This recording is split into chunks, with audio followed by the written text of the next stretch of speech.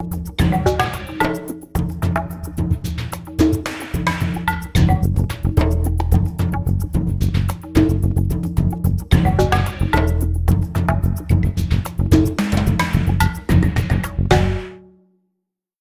à tous et merci de l'invitation à venir présenter mes travaux de recherche.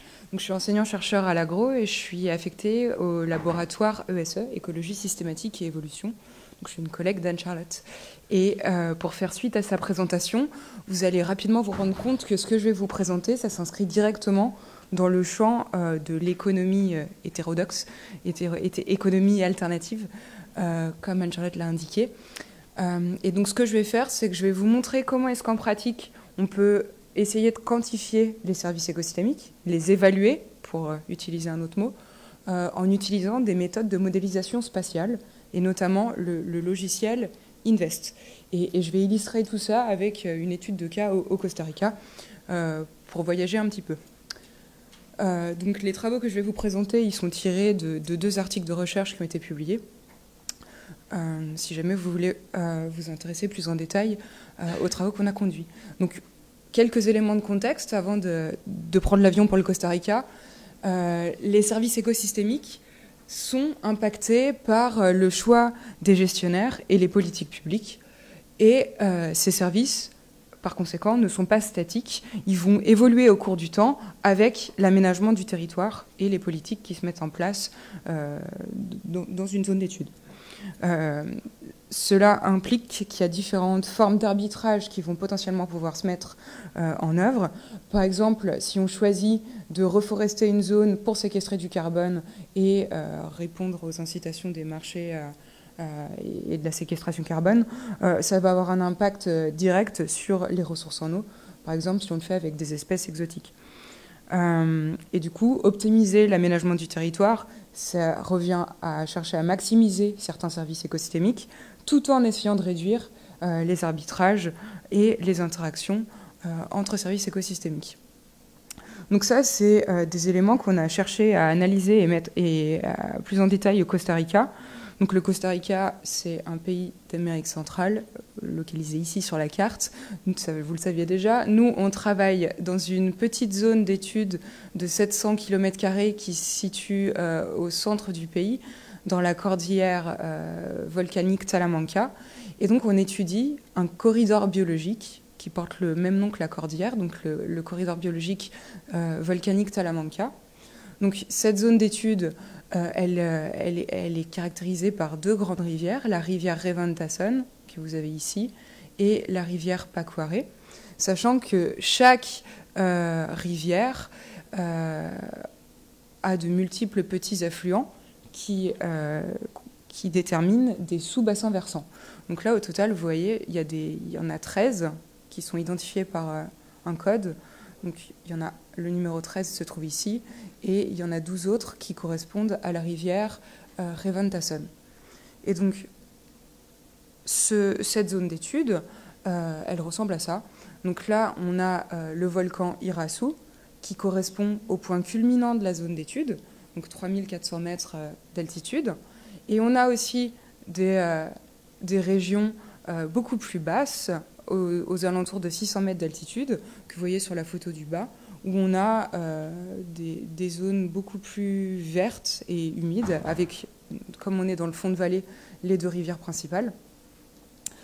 Donc cette grande diversité en termes d'altitude, ça va impliquer une forte diversité en termes d'écosystèmes.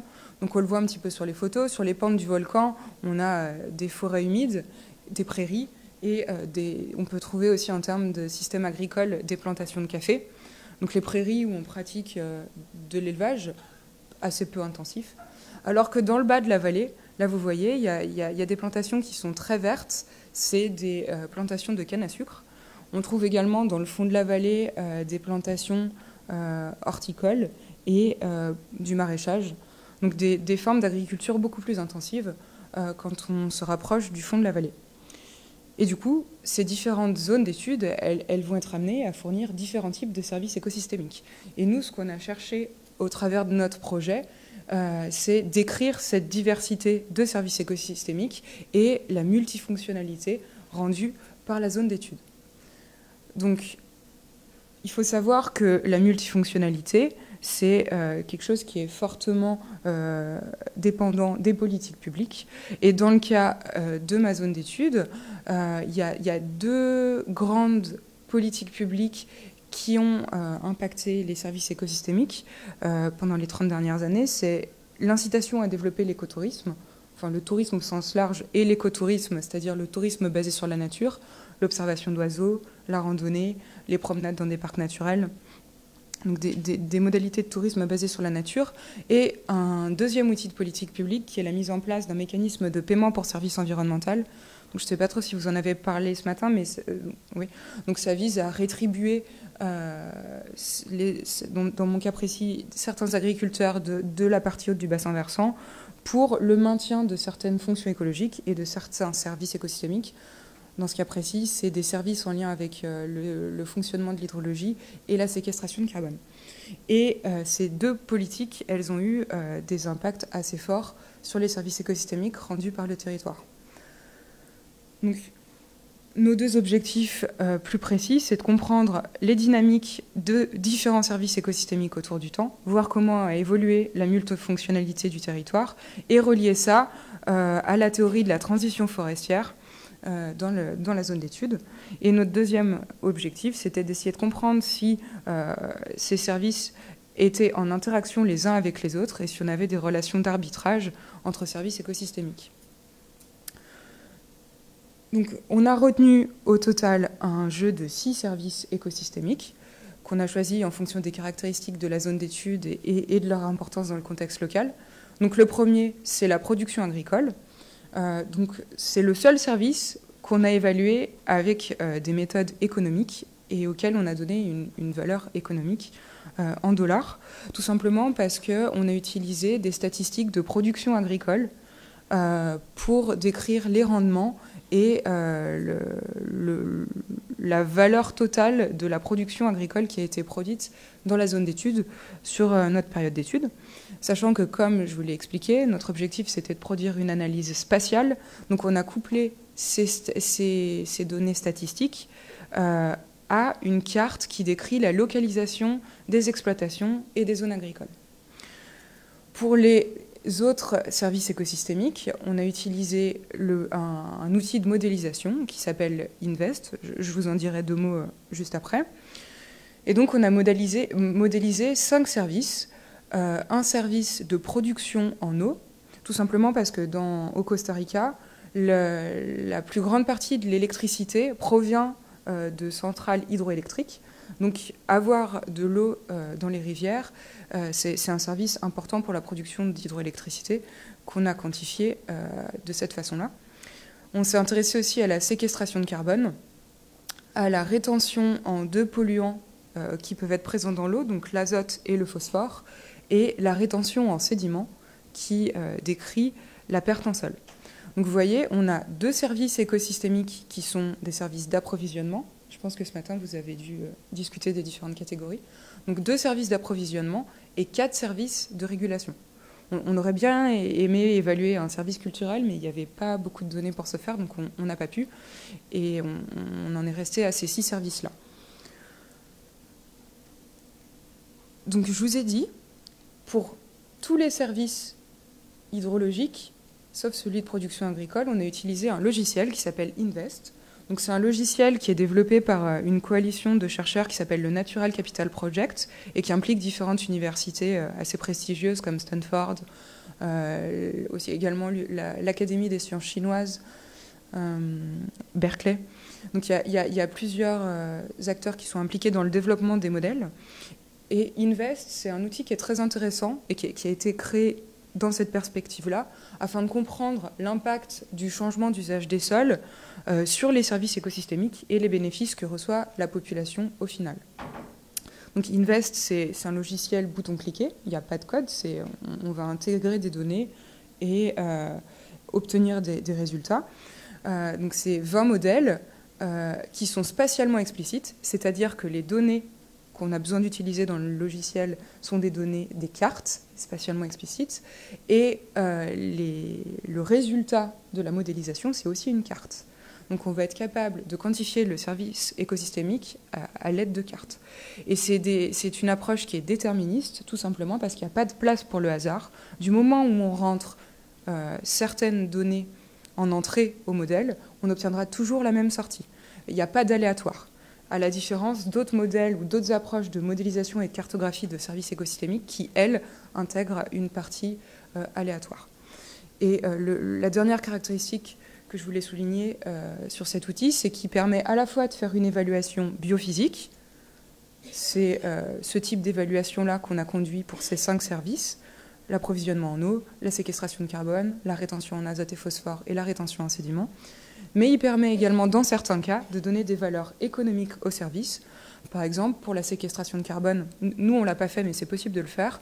On peut associer à la séquestration le prix de la tonne de carbone sur un marché défini et produire des cartes de valeur économique de la séquestration de carbone. Donc, je vous ai dit, Invest permet de modéliser près de 20 services écosystémiques, services d'approvisionnement, de régulation, culturelle. Donc approvisionnement, par exemple, tout ce qui est production agricole, les pêcheries, la séquestration de carbone dans les zones côtières, dans les forêts, ça on a plus l'habitude de l'entendre parler, la pollinisation. Et tout récemment, il y a tout un ensemble de modèles qui est en train d'être développé autour des services urbains. Par exemple, la régulation des vagues de chaleur en ville et la protection contre les inondations en ville. Donc au total, 20 services qui sont potentiellement modélisables avec Invest. Nous, on n'en a modélisé que 5 avec le logiciel. Donc dans la pratique, pour mettre en œuvre le logiciel, on a besoin de 2 grandes formes de données. Des données qui sont spatiales, donc des données par exemple socio-économiques, comme la localisation des villes, la densité de population. Des données biophysiques, par exemple, le type de sol qu'on a, sa structure, est-ce que c'est un sol qui est plutôt meuble ou est-ce que c'est un sol qui est dur et compact, la profondeur des racines dans ce sol.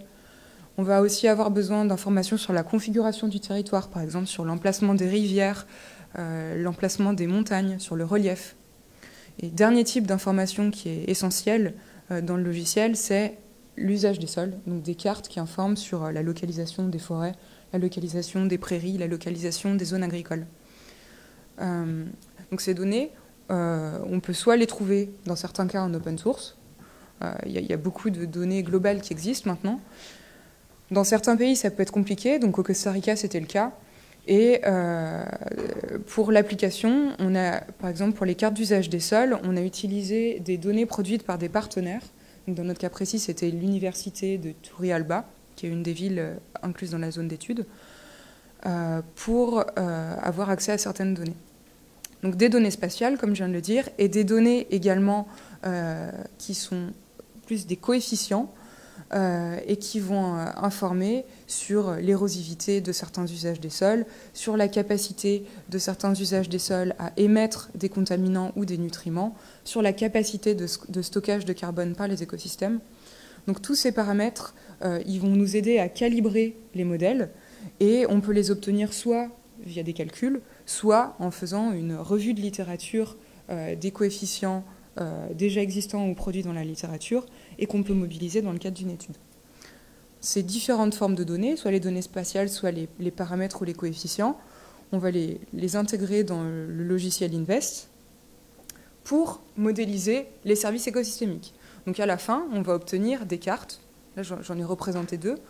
Moi, je m'intéressais à 6 services écosystémiques. Donc à la fin, j'ai obtenu 6 cartes de services écosystémiques sur lesquelles on va pouvoir effectuer différentes analyses statistiques, notamment des analyses de clustering pour essayer de comprendre quels sont les endroits qui fournissent les mêmes services écosystémiques ou qui produisent les services écosystémiques de façon similaire. Et ce type d'analyse-là, il s'effectue indépendamment du logiciel Invest. On peut le faire avec des logiciels, peut-être que dont vous avez entendu parler, ArcGIS ou bien QGIS, qui sont des logiciels de visualisation de données spatiales. On peut aussi le faire avec un autre logiciel qui s'appelle R et qui permet de faire plus des analyses statistiques. Donc toute cette approche que je viens de vous présenter, on l'a mis en œuvre de façon à répondre à 2 grands objectifs que je vous ai présentés au début de ma présentation. Le premier étant de comprendre les dynamiques de services écosystémiques au cours de temps, au cours du temps, donc d'essayer de voir si le territoire produit différents services de façon plus ou moins continue, et de relier ces dynamiques-là aux évolutions du couvert forestier. Et ce, notamment dans le cadre de la théorie de la transition forestière. Donc la théorie forestière, je vais juste prendre 5 minutes pour vous expliquer un petit peu ce que c'est. C'est une théorie qui a été développée par des géographes dans les années 90, notamment Mather, qui est un peu le père de la théorie de la transition forestière. Et cette théorie, en fait, elle va relier l'évolution du couvert forestier, qui est représenté par la courbe en rouge là, sur ce graphique. Donc il va relier l'évolution de ce couvert forestier à des dynamiques socio-économiques qui se produiraient dans le territoire. Et dans le cadre de la transition forestière, on va distinguer 2 grands moments, 2 grandes étapes dans la dynamique du couvert forestier avec l'évolution socio-économique des pays. Donc dans un premier temps, un pays va avoir tendance à mobiliser ses ressources forestières, notamment à déforester et à dégrader ses forêts, pour répondre aux besoins de l'accroissement de population et les besoins pressants en nourriture. Donc le couvert forestier va diminuer. C'est ce que vous voyez là. On va exploiter les forêts primaires, dégrader les forêts secondaires pour produire des biens agricoles. À partir d'un certain moment de développement, la dépendance aux ressources forestières va diminuer. Donc on atteint ce qu'on appelle un tipping point, un point de retournement, où le couvert forestier va arrêter de diminuer et commencer à réaugmenter. Et ça, dans la théorie de la transition forestière, ça s'explique par deux grands facteurs. Le premier, c'est l'intensification agricole, qui fait qu'on va avoir besoin de moins de surface pour produire la même quantité de biens agricoles. Et la deuxième raison, c'est qu'il va y avoir une prise de conscience environnementale avec le développement des pays qui va conduire à mieux protéger certains espaces forestiers ou certaines ressources forestières. L'intensification agricole, elle se traduit par l'abandon de certaines zones agricoles. Et donc ces espaces abandonnés vont naturellement se reforester. C'est ce qu'on observe par exemple dans les Alpes avec une fermeture des anciens pâturages et le retour de la forêt. Donc là, je viens de parler des pâturages dans les Alpes tout simplement parce que la France, c'est un très bon exemple de la réalisation de la transition forestière. Et il y a d'autres pays dans le monde dans lesquels cette transition forestière a été attestée. Il y a notamment le Vietnam, il y a aussi la Chine. Et au Costa Rica, j'en reviens à ma zone d'études, il y a beaucoup d'incertitudes sur l'existence de cette transition forestière. Certains disent que les politiques publiques qui ont été mises en œuvre ont permis le démarrage de cette transition, mais ce n'est pas attesté de partout dans le pays. Donc nous, l'idée de nos travaux de recherche, c'était de vérifier si cette transition dans le bassin versant du Reventasson a eu lieu ou pas, et de voir ses implications sur la multifonctionnalité et les services écosystémiques. Donc nous, on a essayé de traduire ce cadre de la transition forestière, donc un déclin puis une réaugmentation du couvert forestier en termes de services écosystémiques. Et donc on a fait l'hypothèse, au vu de la littérature existante au Costa Rica, que les services d'approvisionnement, les services culturels et les services de régulation, au cours du temps, eh ben, ils allaient avoir des trajectoires différentes. Donc, l'exemple le plus parlant, peut-être, c'est celui des services d'approvisionnement. On a fait l'hypothèse qu'au cours du temps, ces services ont tout d'abord augmenté, parce qu'on a extrait du bois pour le vendre, ce qui a entraîné une dégradation du couvert forestier. Et avec le développement du pays, on a de moins en moins cherché à déforester et à exporter le bois. Mais par contre, au niveau des services de régulation et des services culturels, on a une tendance inverse, à commencer par une diminution des services, puisque le couvert forestier est dégradé, suivi d'une réaugmentation de ces services-là. Et donc ça, c'est des hypothèses basées sur la littérature. C'est ce cadre-là qu'on a cherché à tester avec des données empiriques et avec l'utilisation du logiciel Invest. Donc là, je vais vous montrer les résultats. Le premier graphique sur la gauche, il montre l'évolution du couvert forestier sur l'ensemble de la zone d'étude. Donc si vous vous rappelez, dans le cadre d'une transition, pour un couvert forestier, je devrais avoir une courbe avec une allure comme ça, avec un changement dans la tendance au cours du temps. Au final, nous, ce qu'on observe dans notre zone d'étude, c'est un accroissement constant sur la période. C'est-à-dire qu'entre 1986 et entre 2008, dans l'ensemble de la zone d'étude, le couvert forestier a augmenté. On n'a pas observé de phase où le couvert forestier a diminué. Très certainement parce que ça s'est produit avant 1986 et que les données spatiales pour observer ce résultat-là n'existent pas.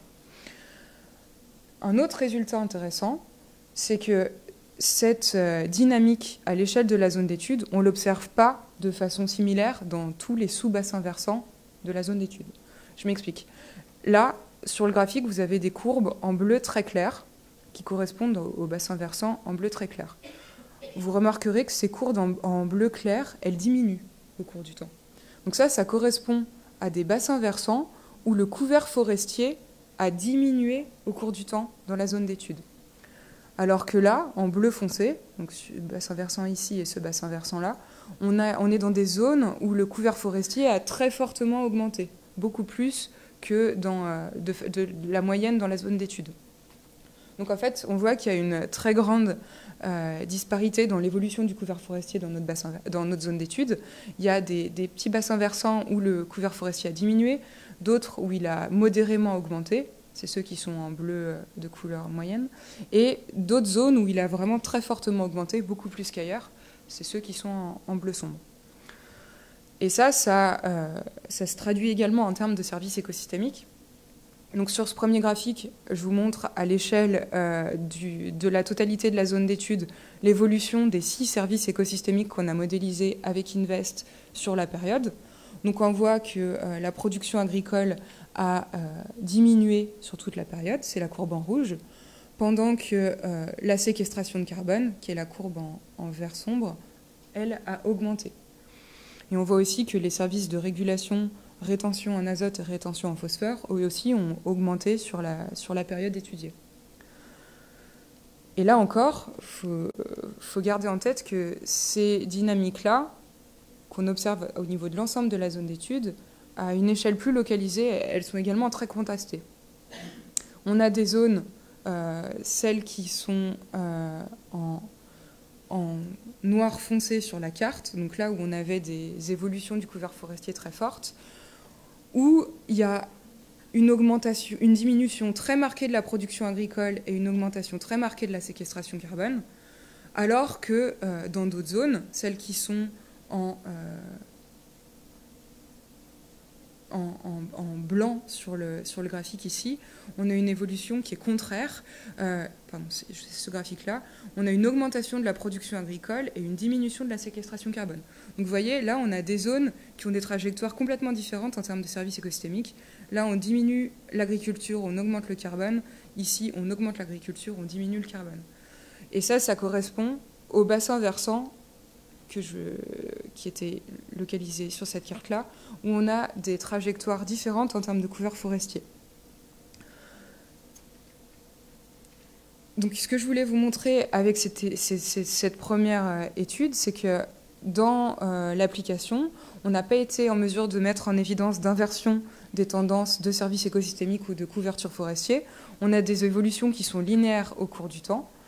Maintenant, on a montré qu'il y a des dynamiques qui sont contrastées au sein du bassin versant. Il y a des sous-bassins versants qui correspondent à des régimes post-transition, comme par exemple celui-là, où on a une augmentation des services de régulation et une diminution des services d'approvisionnement, alors que dans d'autres sous-bassins versants, on se situe dans une situation pré-transition, où on a une diminution des services de régulation et une augmentation des services d'approvisionnement. Et ce qu'on peut également souligner, c'est que cette approche historique, elle permet de mettre en avant des services qui ont des évolutions contrastées. Donc là, j'ai souvent pris l'exemple du carbone et de l'agriculture en montrant qu'il y en avait un qui augmentait quand l'autre diminuait. Ça, en fait, c'est un premier indice qui a des interactions entre services écosystémiques et qui a ce qu'on appelle des relations de synergie ou d'arbitrage entre services écosystémiques. Maintenant, ce que je vous ai montré, ce n'est pas une analyse formelle de ces relations entre services écosystémiques. Et c'est ça que je vais vous présenter dans un second temps. Comment est-ce qu'on peut analyser les relations entre services écosystémiques ? Donc, je vais mobiliser une méthode économique, ça s'appelle la méthode des fonctions de production. Donc, en économie, on peut analyser la capacité d'un agent à produire, un agent, sachant que ça peut être un acteur, un territoire ou bien une entreprise, à produire différents biens, donc des biens Q1 ou un bien Q2, en fonction d'un jeu de ressources données. Donc les ressources, ça peut par exemple être le nombre d'employés, ça peut être le nombre d'heures de travail, ça peut être un capital financier. Là, puisqu'on est en train de parler de services écosystémiques, les capitaux, c'est par exemple le capital naturel. Les écosystèmes, la diversité d'écosystèmes et la biodiversité qu'on a dans un territoire. Donc ce capital naturel va permettre de produire différents services écosystémiques. Ça sera les éléments de mes axes Q1 et Q2. Ça sera des services écosystémiques. Et dans le cadre de la théorie économique, on va pouvoir analyser la capacité à produire simultanément ces deux biens, Q1 et Q2, étant donné un ensemble de ressources initiales. Donc, juste pour illustrer ça de façon un peu plus concrète, je vais prendre l'exemple de Robinson Crusoe, qui est sur son île, et qui peut dépenser son temps, c'est la ressource que je considère, le temps de Robinson Crusoe, il peut le dépenser soit en allant pêcher, soit en allant cueillir des noix de coco. Donc Q1, c'est le poisson, Q2, c'est les noix de coco. Et il peut choisir d'allouer tout son temps soit à la pêche, soit à la cueillette de noix de coco. Vous êtes d'accord? Donc s'il fait la totalité de son temps pour les noix de coco, il va produire le maximum possible de noix de coco, donc il sera là. Maintenant, s'il décide d'allouer tout son temps à la pêche, il sera à son maximum de production en termes de poissons. Mais il n'aura cueilli aucune noix de coco. Donc il se situera ici sur ma courbe. Il peut aussi choisir de ne rien faire une certaine partie du temps, de rester assis sur la plage. Et donc, il va produire une quantité inférieure de noix de coco et il va pêcher une quantité plus faible de poissons que ce qu'il pourrait faire s'il dédiait la totalité de son temps à la pêche ou à la cueillette de noix de coco. Est-ce que vous êtes d'accord? C'est soit je passe la totalité de mon temps à pêcher, soit à cueillir des noix de coco, soit je fais un petit peu des deux, soit je fais aussi autre chose. Et dans ce cas-là, je produirai moins de poissons et moins de noix de coco. Donc c'est exactement ça qui représente la courbe. Ici, c'est le point où il y a 100% de noix de coco, 0 poisson. Ici, c'est le point où il y a 100% poisson, 0 noix de coco. Et tous les autres points sur la courbe, c'est l'ensemble des combinaisons où je fais un petit peu de pêche, un petit peu de noix de coco. Et tous les points qui sont inférieurs à ma courbe, c'est les points où je fais autre chose que cueillir des noix de coco et pêcher, c'est-à-dire le temps que je prends pour moi pour me reposer. Donc ce point-là, celui que j'ai représenté, il est sous-optimal en termes de poissons et de noix de coco. On peut faire exactement le même raisonnement avec des services écosystémiques. C'est-à-dire que j'ai un territoire avec des attributs naturels qui va me permettre de produire plusieurs services écosystémiques, un service 1, un service 2. Cette courbe que je vais essayer de tracer de façon empirique, elle va représenter les situations optimales dans lesquelles je vais produire les niveaux les plus hauts de services écosystémiques 1 et de services écosystémiques 2. Et tous les points qui seront en dessous de ma courbe, ça sera des points qui sont non optimaux, c'est-à-dire que je ne maximise pas la capacité de production de services écosystémiques dans mon territoire. Donc l'idée, c'est de retracer cette courbe-là et d'avoir des points sur la base des données empiriques et des modèles Invest. Donc en fait, pour ce faire, on a utilisé les cartes d'usage des sols aux 4 dates que je vous ai présentées précédemment, 86, 96, 2001, 2008, et on a aussi généré 32 scénarios hypothétiques d'aménagement du territoire, donc qui ne sont pas du tout réalistes. On a juste cherché à représenter des futurs possibles pour la zone d'étude au Costa Rica. Et dans ces 32 scénarios, on a également modélisé les services écosystémiques avec le logiciel Invest, c'est-à-dire que pour chacun des 32 scénarios, on a généré 6 cartes de services écosystémiques. Et grâce à ces scénarios, ainsi qu'aux observations pour les 4 dates de temps, on a été capable de créer une frontière de production pour chaque paire de services écosystémiques. C'est-à-dire qu'on avait un nuage de points qui incluait à la fois les scénarios et les observations. Et grâce à un algorithme, on a été capable d'identifier les points optimaux et de retracer la frontière. Donc par rapport à ce que je vous ai présenté, on se rapporte vraiment à ce cadre théorique-là. juste pour revenir sur comment est-ce qu'on a créé les scénarios, on a supposé différentes proportions d'usage des sols et modalités de distribution spatiale. Donc là, je vous en ai représenté deux, le scénario 6 et le scénario 32, et vous voyez que c'est les scénarios qu'on retrouve dans ce tableau-là. En fait, ils ont exactement les mêmes proportions en termes d'usage des sols, c'est-à-dire 0,25% de café, 0,24% de café, 0,24% de canne à sucre dans chacun des deux scénarios. Par contre, les usages des sols sont distribués de façon différente. Dans celui-ci, c'est tout aléatoire. Dans celui-ci, les usages des sols sont regroupés les uns à proximité des autres, c'est-à-dire que le café ne peut être localisé qu'à côté du café, qui n'était pas du tout le cas ici. Et on a également inclus des contraintes en termes de pente et d'altitude, c'est-à-dire que le café, on ne le retrouvera pas dans les altitudes très basses, de même que la canne à sucre, on ne la retrouvera jamais au-dessus de 800 mètres. Donc de cette façon, on a été capable de créer 32 scénarios qui nous ont permis d'explorer plein de possibles pour la zone d'étude. Donc par exemple, vous voyez, le scénario 1, c'est tout est en forêt. C'est pas du tout réaliste parce que ça se produira jamais, mais ça nous intéressait de voir la conséquence en termes de services écosystémiques. Donc on a des scénarios comme ça très contrastés, tout en forêt. On a également des scénarios où tout est en agriculture et des scénarios plus mitigés comme celui-là où on a beaucoup d'agriculture, un petit peu de forêt, un petit peu de prairie. Et donc voilà le type de graphique qu'on peut produire. Donc, juste pour vous expliquer, on va regarder d'abord que la diagonale supérieure. En vert, c'est la frontière de production, donc c'est la courbe que je vous ai décrite. Donc c'est les points qui sont optimaux en termes de production de services. Et donc pour chaque graphique, on a en abscisse un premier service et en ordonnée un deuxième. Donc en abscisse, là par exemple, on a la séquestration de carbone C, et en ordonnée, on a la production agricole A. Si je prends un autre exemple, par exemple celui-ci, là en abscisse, on a la rétention en sédiment S, et en ordonnée, on a la rétention en azote N. Donc comme ça, on trace des graphiques de perte de services écosystémiques. En vert, donc, c'est les scénarios qui sont optimaux, c'est-à-dire qui maximisent la production de deux services écosystémiques.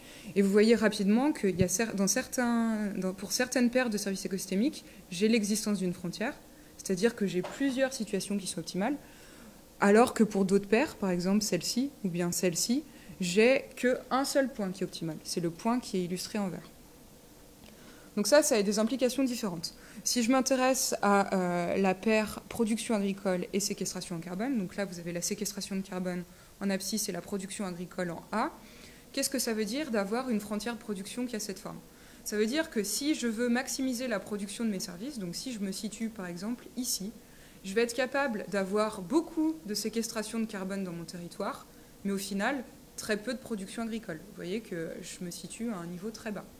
Alors que si j'essaie de viser un territoire qui se situe ici, j'aurai très peu de séquestration de carbone, mais beaucoup de production agricole.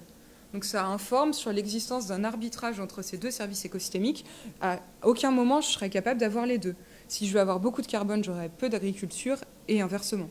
J'ai donc un trade-off, une situation d'arbitrage entre mes deux services écosystémiques. Par contre, dans ce cas précis, je vois que le nuage de points a une forme allongée vers la droite, c'est-à-dire que quand j'augmente la rétention en sédiment, qui est sur l'abscisse, je vais également augmenter la rétention en azote, qui est sur l'axe désordonné. Et il y aura une seule situation qui me permettra de maximiser la production de ces deux services.